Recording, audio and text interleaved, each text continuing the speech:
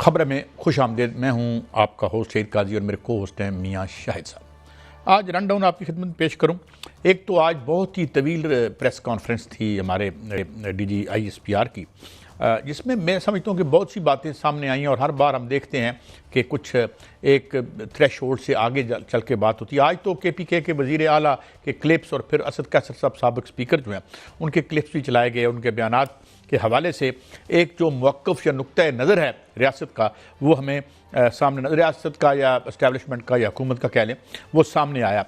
और क्या खैबर पख्तूनख्वा में दहशत गर्दों को कोई तहफ़्फ़ुज़ या सियासी पनाह हासिल है, इस हवाले से बात करेंगे। फिर अफ़गानिस्तान से जो कहा उन्होंने कि जी हमारी हेल्प करें, जो क्लिप चला कि अफ़गानिस्तान की हुकूमत को, तो तसव्वुर ये मिलता है कि वहाँ कोई ऐसी डाइकॉटमी या डिफरेंस नहीं है जो लोग हम पे हमले कर रहे हैं, जो उनकी हुकूमत है वेयर एज। तो इस पर भी हम बात करेंगे। फिर बांग्लादेश के साथ हमारे जो JF-17 तैयारे बेचने के हवाले से भी हम गुफ्तगू करेंगे, क्योंकि हम ख़ासी इन रोड्स बन रही हैं हमारी जो एक ये जो दुनिया की असले की मंडी है, इस हवाले से बात करेंगे। फिर एक आलमी हवाले से ये देखेंगे कि एक एक्सक्लूसिव खबर आपसे जो बड़ी डिस्कस हो रही है, बड़ी है, कि आखिर जो मदूरो के साथ हुआ, कौन कौन लोग थे जो कंप्रोमाइज़ थे। कतर में जो मुलाकात हुई थी, हालिया जो सदर हैं डेल्सी रोड्रिगेज़, उसके दौरान क्या हुआ और क्या ये खेल था और कैसे वो आसानी से उनको एक्सट्रैक्ट करके वहाँ से ले गए। फिर स्टील मिल की बात करेंगे। स्टील मिल में एक बहुत बड़ी चोरी हुई है और ये खबर हमें मियाँ साहब देंगे कि कितने % स्टील मिल ऑलरेडी चोरी हो चुकी है। ये खबर हम आपके साथ डिस्कस करेंगे। मगर इस वक्त मेरे साथ मौजूद हैं मुमताज़ नगार जनरल रिटायर्ड गुलाम मुस्तफ़ा साहब। Thank you very much general साहब, आपने हमें वक्त दिया। जनरल साहब, आप क्या समझते हैं कि आज की जो तवील प्रेस कॉन्फ्रेंस थी, how does it reflect upon जो वाक़यात हमें जो हमें एक्शन करने पड़ेंगे, जो परसेप्शन या तासुर सामने आया है वहाँ KPK की गवर्नमेंट के हवाले से, तो आप क्या समझते हैं कि हम इस पॉलिसी से कितनी इफेक्टिवली, जो कि स्टेप अप हुए हैं, 73% हमले 25 जो गुजरा है इसमें बड़े हैं जो दहशत गर्दी के हैं, तो how do you look at it कि हमारी पॉलिसी क्वालिटेटिवली कैसी है जनरल साहब? पाकिस्तान क्वालिटेटिवली, तो मैं बात करने से पहले ये बताना चाहता हूँ कि Pakistan has been on the defensive for very long time. और जितना हमने फैसिलिटेट किया था अफगान रजीम को और तालिबान को, और हमारा ख्याल ये था कि ये हमारे साथ मिलकर इस खित्ते की तरक्की में हमारा साथ देंगे, वो उतना ही गलत साबित हुआ हमारा ख्याल। मेरा सबसे पहले तो हमारा ये जो एफर्ट थी, जो हमने कोशिश की कितने सदियों, कितने दहाइयों से, वो आपको नाकाम होती हुई नजर आई, जिसकी वजह से आप ये देख रहे हैं कि आपकी जो पॉलिसीज ओवर द ईयर्स रही हैं और जिसमें हर किस्म की हुकूमतें शामिल रही हैं, वो पॉलिसीज हमारी शायद सही नहीं थी, वो गलत थी, जिसका खमियाजा आज हम भुगत रहे हैं। और तालिबान रजीम जो है वो बात मानने को तैयार नहीं है।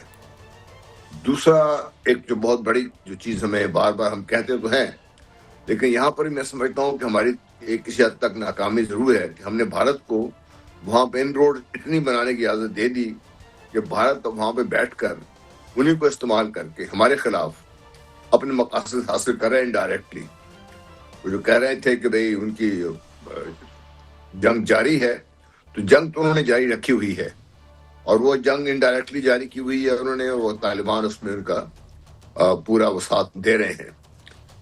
तीसरा जो बहुत बड़ा और एक बहुत सेंसिटिव इशू ये है जिसकी बात हम कर रहे हैं, वो KP की गवर्नमेंट का है। ये देखिए, KP में गवर्नमेंट है, वो एक इलेक्टेड गवर्नमेंट है, उनका chief minister elected chief minister है। अगर ये जो तासुर या जो आज जो बातचीत हुई है, अगर ये बात सही है, तो फिर मैं समझता हूँ कि पाकिस्तान के लिए बहुत बड़ा अलमिया है कि एक पूरे सूबे की पूरी हुकूमत और एक पूरा सूबा जो है, वो जिसने सपोर्ट करके इनको इस हुकूमत में यहाँ तक लाए हैं, वो अंडर क्वेश्चन आ गया है। उनकी जो पाकिस्तान के साथ जो मोहब्बत है या पाकिस्तान से, मुझे तो कभी कोई शक नहीं रहा, ना भी है मुझे, कि KP के जो लोग हैं वो पाकिस्तान से उतनी ही मोहब्बत करते हैं, बल्कि शायद मुझसे आपसे ज़्यादा करते हैं, क्योंकि उन लोगों ने जितनी कुर्बानियाँ दी हैं हमारी पॉलिसीज़ के सही और गलत होने के बावजूद, वो अपनी जानों का नजराना पेश करते रहे हैं। तो आपको नजर आ रहा है कि अगर ये बात सही है, जो बात आज सामने आई है, जो बात ये इस पे भी कर रहे थे, जो आप इसका जिक्र आपने भी किया है, फिर तो ये बहुत बड़ा अलमिया है पाकिस्तान के लिए। जनरल साहब, इस और हवाले से पाकिस्तान क्लिप तो दिखाया गया, जो सीएम केपी के हैं उनका बाकायदा तौर पर क्लिप दिखाया गया कि वो अफगानिस्तान से मदद मांग रहे हैं और बाकायदा तौर पर कह रहे हैं कि अफगानिस्तान जो है हमारी सिक्योरिटी की जमानत दे।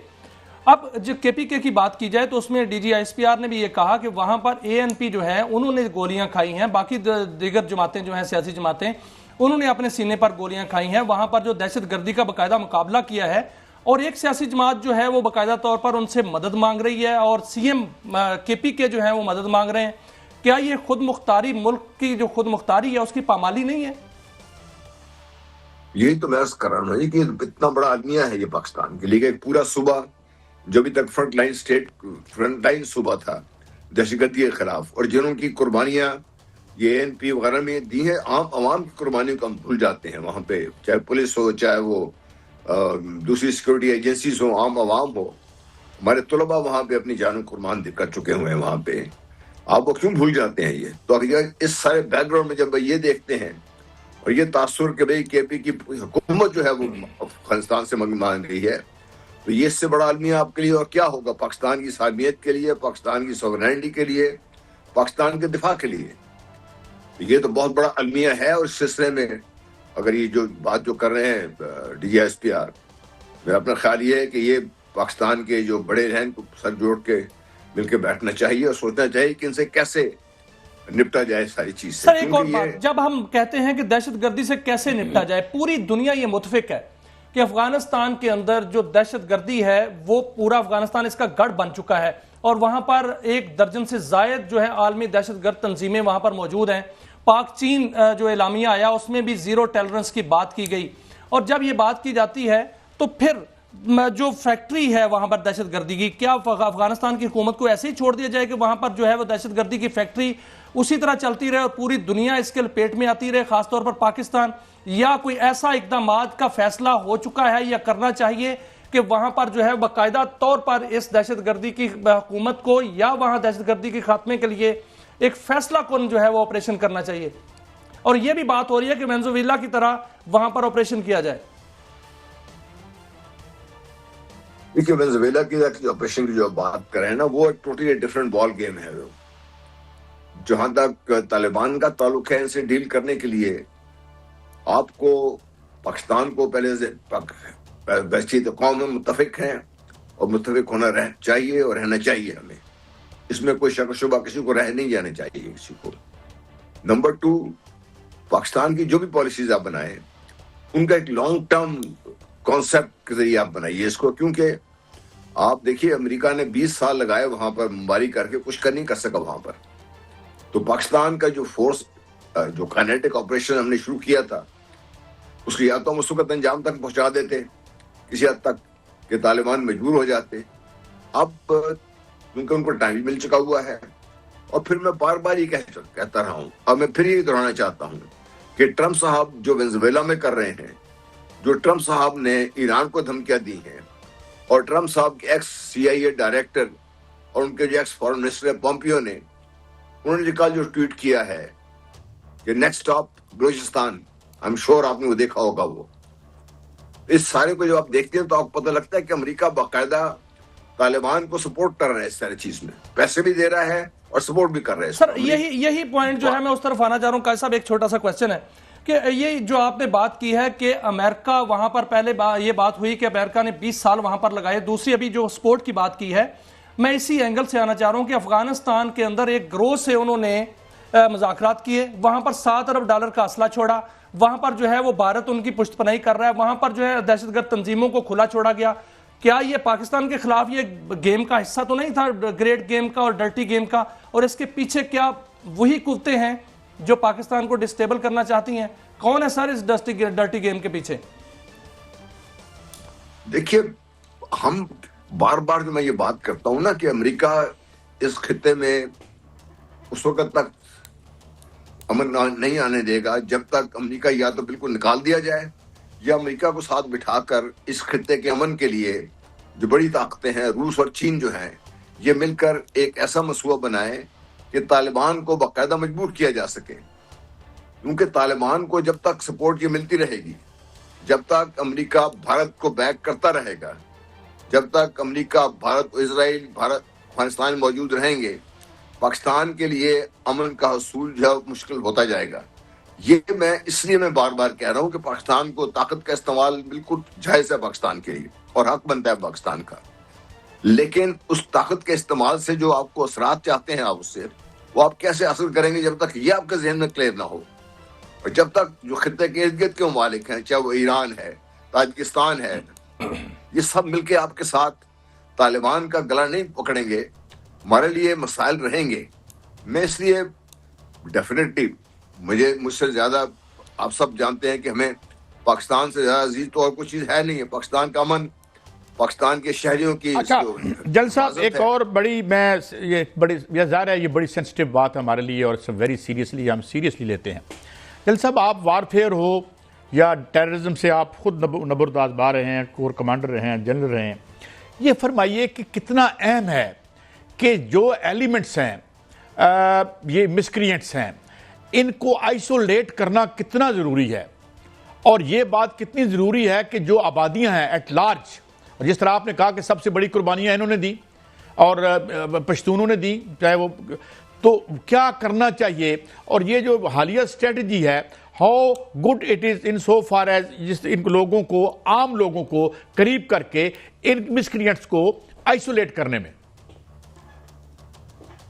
देखिए, जब तक आप वो जो लोकल्स हैं वहां के, और लोकल्स से मतलब वो नहीं है कि जो आप कोई भी, चाहे वो केपी की हुकूमत बना के बिठा लेती है, जो जगह बना, जो लोग रियली इफेक्टिव हैं वहां पर, और हैं लोग इस वक्त, और वो पाकिस्तानी हैं, वो पाकिस्तान के लिए सब कुछ करने को तैयार हैं, उनको आप साथ में लाइए। उनको साथ मिलाकर उनके जरिए आप जो भी पॉलिसी फॉर्मुलेशन होती है वो कीजिए आप वहां पे, क्योंकि उनको जब तक वो इंक्लूड नहीं होंगे, वो अपने आप को उस पॉलिसी का हिस्सा नहीं समझेंगे, और वो समझेंगे कि हुकूमत सिर्फ, चाहे वो केपी की अपनी इस वक्त की हुकूमत है या फेडरल हुकूमत है, वो अपनी मर्जी चला रही है, तो फिर उन लोगों का जब तक बीच में स्टेक नहीं होगा, आपके लिए मसाइल बनेंगे इसके।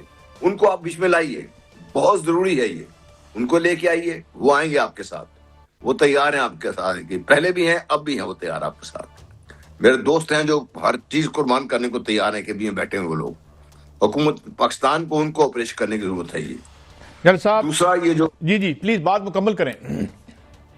दूसरा ये जो केपी की हुकूमत के बारे में बातचीत चल रही है, इनसे भी देखिए आप, ये हुकूमत जो कुछ भी उन्होंने किया इंतहाई गलत किया, इसके बारे में मुझे कोई शक नहीं है कि ये जो कुछ कर रहे हैं, लेकिन क्या आप इनको एक्सक्लूड कर सकते हैं?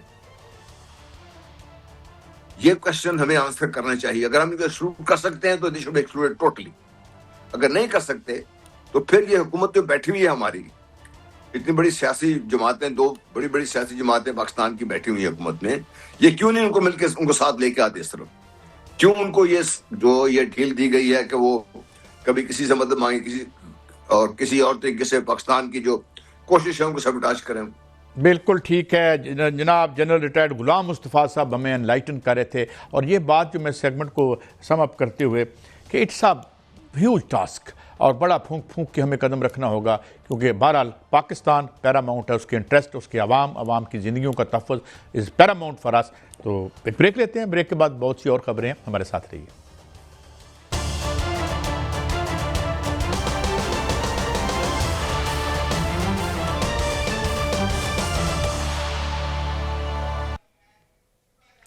वेलकम बैक नाज़रीन। हमें ज्वाइन किया है जनाब एयर वाइस मार्शल रिटायर्ड जनाब साजिद हबीब साहब ने। साजिद हबीब साहब, एक बड़ी खुशी की लम्हे हमें अब महसूस होते हैं। मैं आपको याद दिलाऊंगा, आपको याद होगा कि एक तब हम जब ये सानिया हुआ था, हम मिलादा हुए थे, मगर आज तो कुर्बत है हमारी आ रही है कि हम के ठहरे अजनबी इतनी मुलाकातों के बाद फिर बनेंगे आशना, कितनी मदारातों के बाद थे बहुत बेदर्द लंबे ख़त में दर्द इश्क के, थी बहुत बेमेर सुबह मेहरबान रातों के बाद। तो अब लगता है कि वो बेमेर सुबह जो हैं वो कुछ पलट रही हैं, और बांग्लादेश से ना सिर्फ कि हमारी कुर्बत बढ़ रही है, बल्कि उनके साथ हमारे दफाई जो मामलात हैं उनमें भी हम, तो आप क्या समझते हो, यू लुक एट दिस, और इसमें रीजन में कि हमें हमारी डिप्लोमेसी को और हमें कितना करेंगे ये जो ताल्लुकात हैं, जो दिफाई ताल्लुकात, हम आगे बढ़ रहे हैं। जनाब हबीब साहब। अस्सलाम वालेकुम, बहुत शुक्रिया। आपने बिल्कुल सही कहा, मदारातें खूब चल रही हैं। अल्लाह ताला नजर बद से बचाए, इसको मोदी जैसों की नजर बद से बचाए। और मैं आपको ये बताता चलूं कि मैं खुद PAF कॉलेज सरगोदा का पढ़ा हुआ हूं, जहां पे 1970 तक हमारे साथ बंगाली ईस्ट पाकिस्तान से भी लोग आते थे। और यकीन कीजिए इस सारे अरसा में इतनी मोहब्बत के साथ उन लोगों से राब्ता रहा कि मैं सो मच शो के मेरे एक बंगाली दोस्त ने ही वहां से सबसे पहले हसीना वाजिद के फरार होने की खुशखबरी मुझे सुनाई थी। तो बहुत अच्छी बात है कि ये उनकी नई नस्ल भी जो है वो इस चीज को समझ रही है। और जहां तक दोनों एयरफोर्सेस की बात है तो दोनों एक ही उससे जो जो किरणें हैं एक ही मशल की थी दोनों। और आप बड़े बड़े नाम जो ईस्ट पाकिस्तान से थे, इमाम आलम का ताल्लुक वहां से था, सैफुल आजम जिन्होंने 2 जंगों में पाकिस्तान में इस्तारा जुरत हासिल किया और उन्होंने अरब इजराइल वॉर में कुछ 4 इजरायली जहाज गिराए। तो ये तो हमारा हिस्सा थे और बड़े बेहतरीन फाइटर्स हैं, फाइटर पायलट्स हैं। तो ये बड़ी अच्छी बात है कि इस वक्त इनसे हमारे मौजूदा दौर में, जो इससे पहले खालिदा जिया साहबा के दौर में भी बड़े अच्छे ताल्लुकात हुए थे और अब मजीद बेहतरी की तरफ जा रहे हैं। एयर मार्शल साहब, आज बड़ी खुशखबरी सामने आई है। पाकिस्तान एयरफोर्स और बांग्लादेशी एयरफोर्स के जो सरबराह हैं वो आपस में मिले हैं और बांग्लादेशी एयरफोर्स के सरबराह जो है वो पाकिस्तान में आए। उन्होंने आज एयर हेडक्वार्टर का दौरा भी किया है। उसमें JF-17 थंडर की बात हुई है, उनको उन खरीदारी के हवाले से, और सुपर मिशाक तैयारों की बात हुई है। और इस हवाले से एक मुआहिदा जो है वो भी मुमकिन तौर पर जो है वो सामने आ सकता है। क्या ये तैयारों तक मुआहिदा रहेगा या स्ट्रेटेजिक दिफाई मुआहिदे में भी बदलने जा रहा है पाकिस्तान और बांग्लादेश के जो ताल्लुकात हैं? देखिए, पहले तो जैसे आपने कहा कि बुनियादी तौर पे बात हो रही है सुपर मशाक तैयारों की, जो कि ट्रेनर हैं और पाकिस्तान में बनते हैं। पाकिस्तान एरोनॉटिकल कॉम्प्लेक्स बनाता है और ऑलरेडी 4 मुल्क, जिसमें तुर्की जैसा मुल्क जो अपने जहाज भी बनाता है, उसमें भी सुपर मशाक ट्रेनिंग के तौर पे इस्तेमाल हो रहे हैं। ईरान में हो रहे हैं, सऊदी अरब में हो रहे हैं, इराक में हो रहे हैं। तो एक तो जो श्योर बात अभी है वो इनके साथ इन ट्रेनिंग जहाजों की है, सुपर मशाक की, क्योंकि उनके पास काफी इश्यूज है ट्रेनिंग वाले जहाजों के। बांग्लादेश का अगर आप देखें, उनके पास अभी भी ज्यादातर जो सामान है वो चाइना का है और फिर बहुत सारे कंट्री से थोड़े थोड़ा करके, यूक्रेन से, रशिया से, चाइना से, अमेरिका से C-130 लिए हुए हैं। तो अभी आई थिंक ये जो हमारा एक अल्लाह ताला की मेहरबानी से जो बुनियाद मरसूस में मार्का हक पे जिस तरह पाकिस्तान को कामयाबी मिली है, ये एक बिल्कुल नई तरह की वॉरफेयर है जो कि अब से यही होना है। तो आई थिंक बांग्लादेश के एयर चीफ को हम बहुत अच्छी तरह खुशामदीद कहा गया एयरफोर्स हेडक्वार्टर्स में, air chief marshal Himant Babar Sidhu की तरफ से। और ये सिर्फ बात यहां तक नहीं रुकेगी। देखिए, इसके साथ पूरी ट्रेनिंग और इसकी जो सप्लाई चेन है वो होगी। और फिर सेकंड फेज में जो गुफ्तगू हो रही है वो JF-17 थंडर की हो रही है। और जब JF-17 थंडर की बात होगी तो ये फिर कंप्लीट इसकी जो, जिसको हम कहते हैं साइब, आप देखें ना आज उन्होंने दौरा कहां कहां का करवाया है उनको वो सेंटर जहां से बैठ के चीफ मार्शल हिमंत बाबर सिद्धू ने पूरी ये 4th जनरेशन 4.5 जनरेशन वॉरफेयर को, मल्टी डोमेन वॉरफेयर को कंट्रोल किया था, वहां का दौरा करवाया। ये बड़ी बात है वहां उनको लेके जाना। लेकिन सर देखें, बांग्लादेशी जो एयर चीफ हैं वो पाकिस्तान में हैं, हमने उनको दौरा भी कराया और यहां पर बात हो रही है JF-17 थंडर की, सुपर मिशाक की। लेकिन भारतीय मीडिया जो है वहां पर तिलमिला रहा है, वहां पर जो है वावेला शुरू कर दिया उन्होंने कि पाकिस्तानी पायलट्स जो हैं वो बांग्लादेश में जा चुके हैं, वहां पर उनको ट्रेनिंग देंगे, वहां पर जो है वो बांग्लादेश उनको अपनी बेस देगा, वहां से हमला करेंगे, हमारी चिकन नेक तोड़ेंगे। और टर्की जो है वो बगैर पायलट के जहाज जो है उन्होंने बना लिए हैं, वो भी पाकिस्तान को मिलेंगे, वहां से पाकिस्तान हमला करेगा। तो ये कैसा खौफ है भारत को, और ये खौफ में वो मुब्तला हो चुके हैं। क्या आप समझते हैं कि ये खौफ उनकी रातों की नींद जो है वो उड़ा रहा है? आप तो बड़ी अच्छी मिसालें देते होते हैं। मेरा ख्याल शायद आपको, मेरा ख्याल था आपको गाना याद आएगा, कोई सड़दा है तो सड़े दिलदार मोहब्बत करे।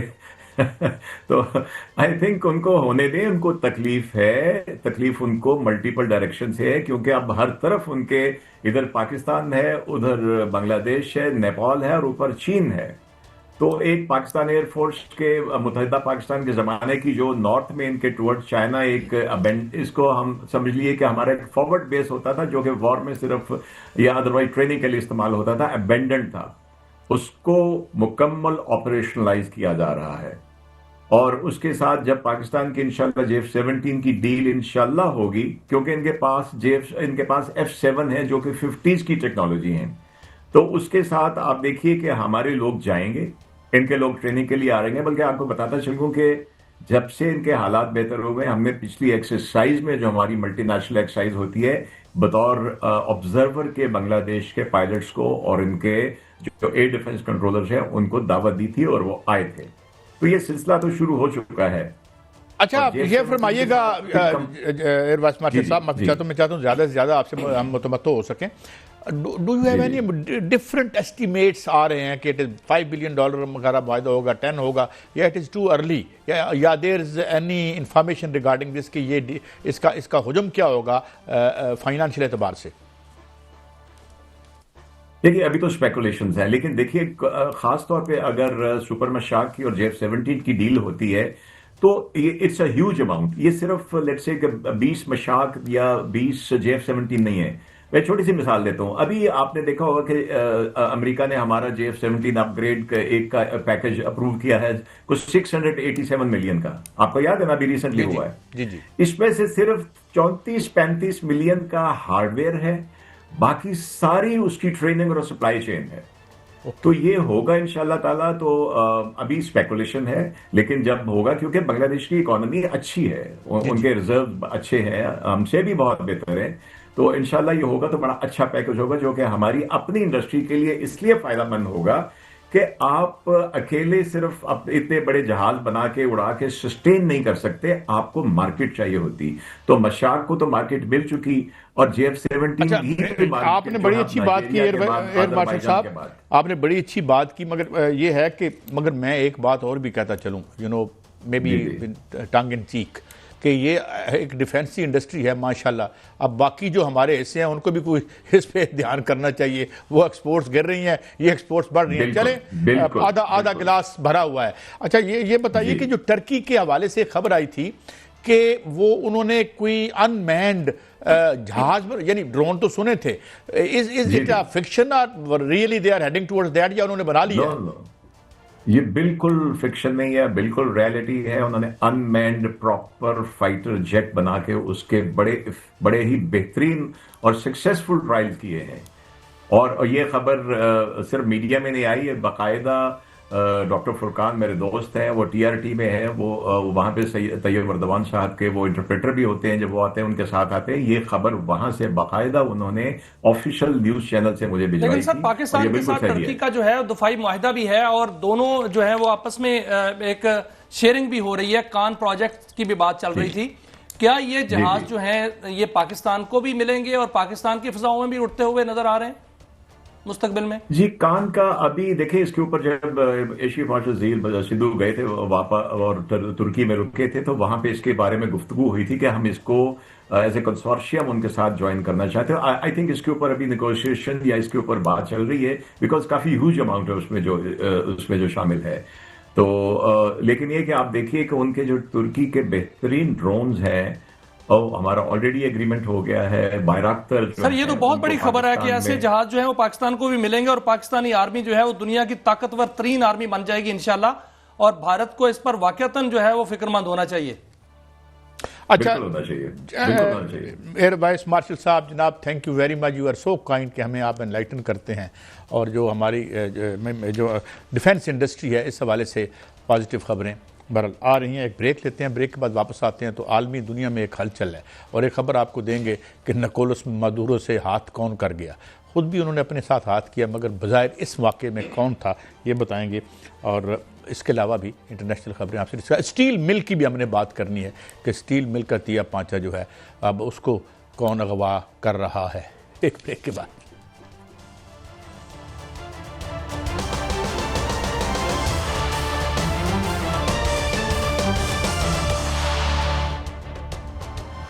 Welcome back.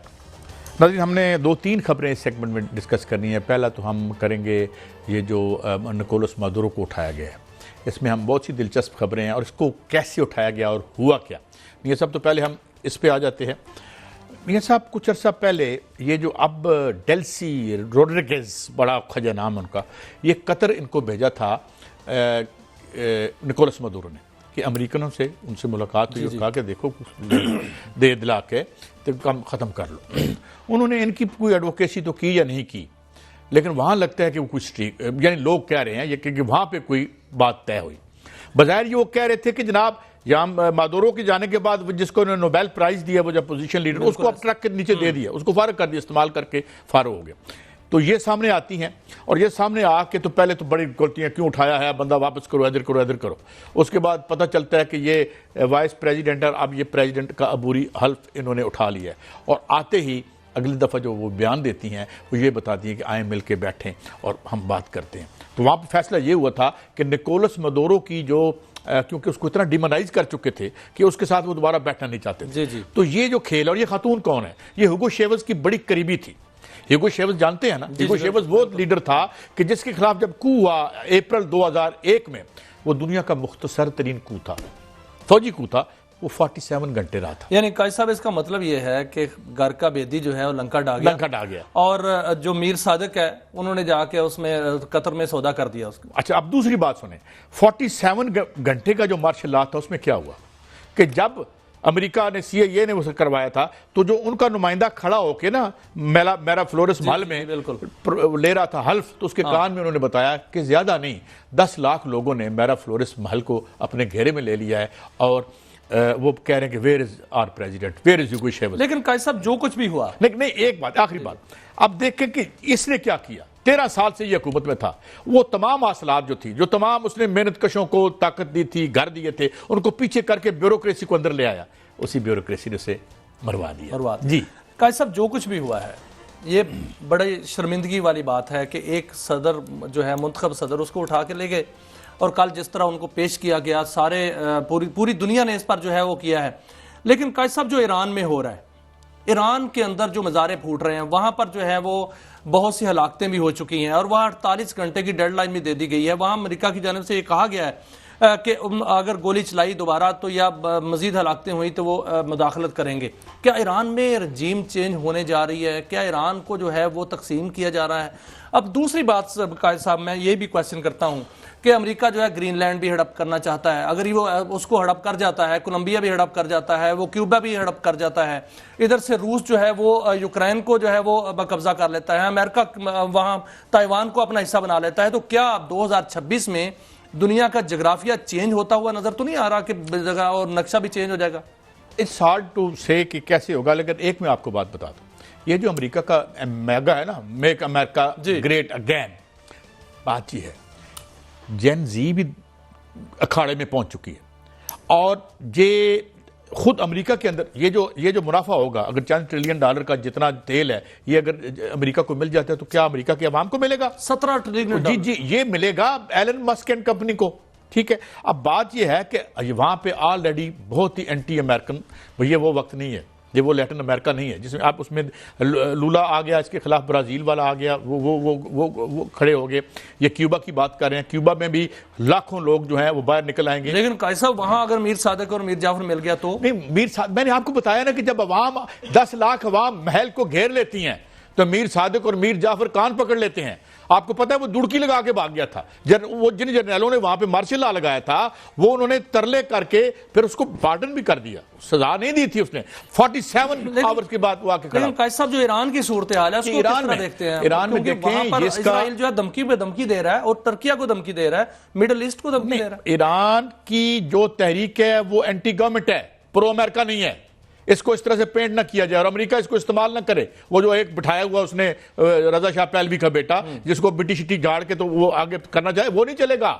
वहां लोग क्या कर रहे हैं, ये मैं कह रहा हूं ना कि ये जेन बी है, भूख है। साहब देखिए जो इजराइल वो बाकायदा तौर पर इस पे लगा हुआ है, साजिश करने लगा हुआ है। वो तो साजिश ईरान के खिलाफ, पाकिस्तान के खिलाफ और अफगानिस्तान के अंदर भी कर रहा है। मैं आज आपको उनका मीडिया बार बार चीख के कह रहा है। देखिए, ना तो मैं तोतों से फाल निकालता हूं, ना मैं ना नजूमी हूं, मगर आज मैं ये काम करता हूं आज या कल, और मैं मार्क माई वर्ड्स, आप बहुत जल्दी देखेंगे कि इजराइल में कितनी बड़ी मूवमेंट उठती है वहाँ की रूलिंग इशराफिया के खिलाफ। वहाँ कोई बंदा इस पर बता नहीं रहा।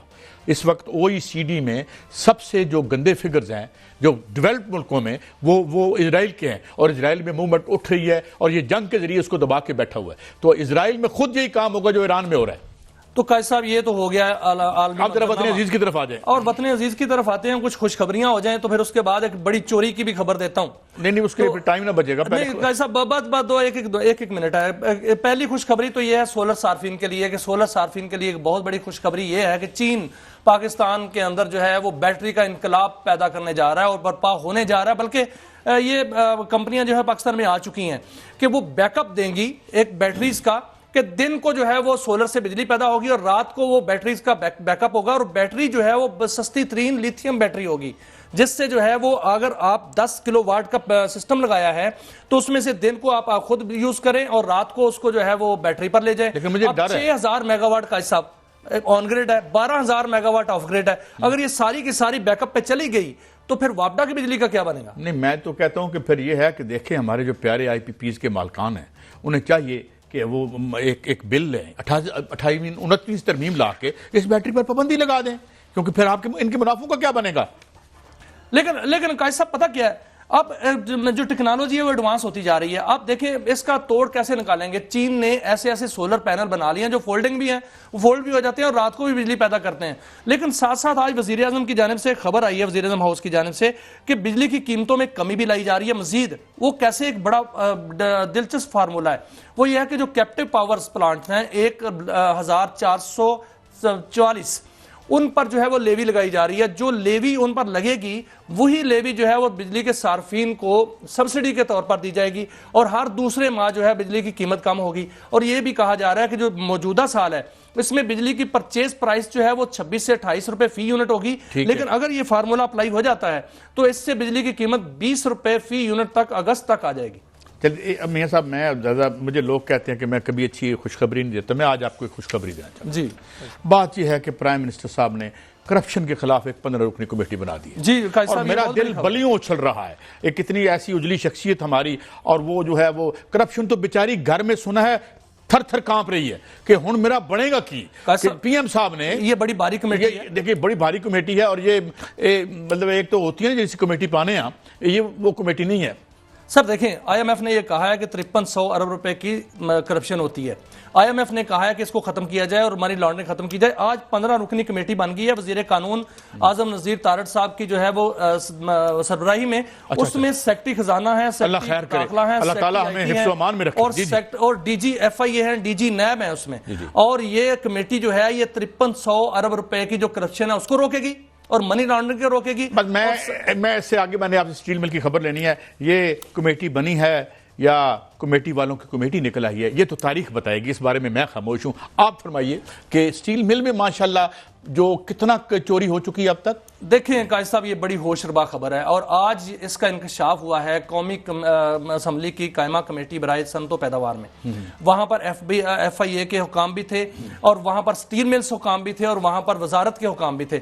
जब उनसे पूछा गया कि चोरी का केस आया है तो उन्होंने कहा 11 अरब रुपए की चोरी हुई है। 11 अरब का क्या चोरी हुआ भाई? उन्होंने कहा कापर चोरी है और हीरा चोरी हुआ। एक हीरा था स्टील मिल्स के अंदर 2.5 किलो का, वो चोरी हो गया और उसकी जो मालियत बताई जा रही है नहीं, वो कोई उसकी कोई टेक्निकल काम था, वो आप बता रहे थे, प्लाटिनम था, वो प्लाटिनम था, उसको हीरा कहते हैं। वो बड़ा जो है वो कीमती धात है।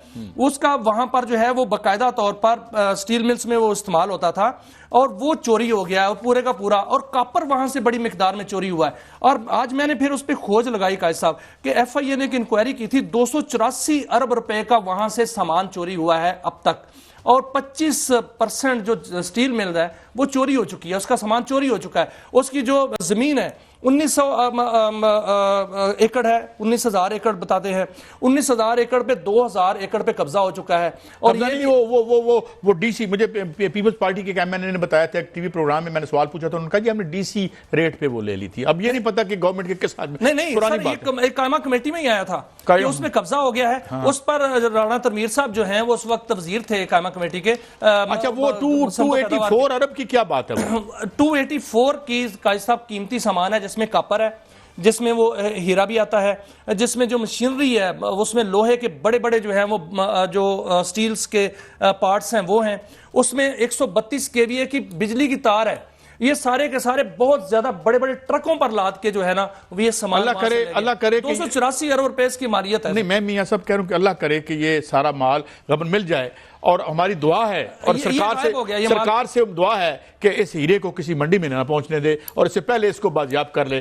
तो ये क्लोजिंग है मेरे ख्याल में। अब तो मियां साहब ये बाकी अब जो हमने अच्छी खबर, अच्छा नहीं अभी क्लोजिंग नहीं है, अभी हमारे पास बहुत टाइम है। तो बात ये है मियां साहब कि ये 25% बताया गया आपके किसी कि जी 25% स्टील मिल जो है माशाल्लाह वो हम ले चुके। तो प्राइवेटाइज करने की क्या जरूरत है, हौली हौली ले लेने हैं। लेकिन सर देखें जब वो भी तो माशाल्लाह ऐसी होता है ना, जब प्राइवेटाइज की जा रही थी तो उस वक्त इसकी कीमत 21 अरब 68 करोड़ रुपए लगी थी, और अब जो चोरी का वॉल्यूम बताया जा रहा है वो 284 अरब बताया जा रहा है। अब देखें कि इसमें कितना पोटेंशियल था इस मिल में जब उसको बेचा जा रहा था। अब उन्होंने दूसरा तरीका ये इस्तेमाल कर लिया कि इसका सामान जो है वो चोरी किया जाए।